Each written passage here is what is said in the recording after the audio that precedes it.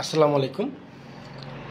আজকে কথা বলবো সেতি বা ধবল রোগ নিয়ে। এর আগেও অনেক ভিডিও করছি সেতি বা ধবল রোগ নিয়ে। আজকে কথা বলবো বিশেষ করে এই সেতি রোগটা নিয়ে অনেকে খুব ট্রিটমেন্ট করতে করতে ক্লান্ত হয়ে গেছেন, যে এমন একটা পর্যায়ে চলে আসছেন যে কোনো মেডিসিন বা কোনো ট্রিটমেন্ট বা কোনো চিকিৎসার প্রতি আর আস্থা রাখতে পারতেছেন না। কেন?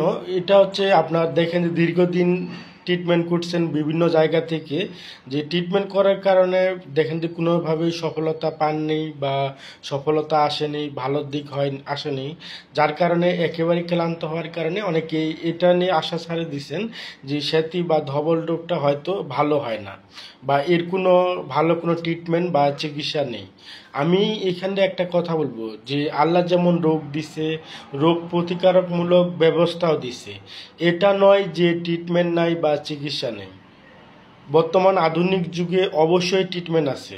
এখানে আমি একটা কথাই বলবো যে সেতি বা ভিটিলিগো, ধবল রোগ, এই সমস্যাগুলা হচ্ছে আপনার একটু লং টাইম সময়ের ট্রিটমেন্ট। আপনি যেখান থেকে ট্রিটমেন্ট নেন বা চিকিৎসা নেন, একটু সময় নিয়ে ট্রিটমেন্ট করবেন। আপনারা কিরকম যে 2 মাস 1 মাস ট্রিটমেন্ট করেন, যে তখন আর পরবর্তীতে করতে চান না, ভালো একটা রেজাল্টের দিক না আসলে তখনই আপনারা ক্লান্ত হয়ে যান যে না, আশানুরূপ রেজাল্ট আসতেছে না, আমি আর ট্রিটমেন্ট করতে পারবো না বা করব না।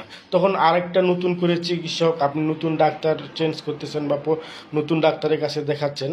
তো এরকমভাবে আপনি যে বিভিন্ন সময়ে ডাক্তার চেঞ্জ করার কারণে আপনি এক জায়গাতেই সময় নিয়ে ট্রিটমেন্ট না নেওয়ার কারণে আপনি কোনোভাবেই সফলতা পাচ্ছেন না বা পাবেনও না।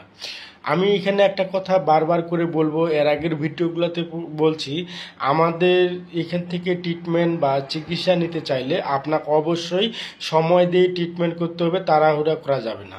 কারণ এই সেতি বা ধবল রোগটা ক্রনিক ডিজিজ, এটা ভালো হতে একটু সময় লাগবে, আর এটুকু সময় অবশ্যই আপনাকে দিতে হবে।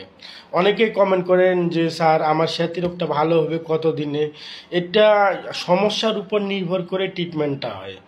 এই জন্য আমি সবাইকে বলি যে আমার ইমুতে বা হোয়াটসঅ্যাপে নক দেন, আপনার ক্ষতস্থানের কিছু পিক আমার ইমুতে দেন বা হোয়াটসঅ্যাপে দেন।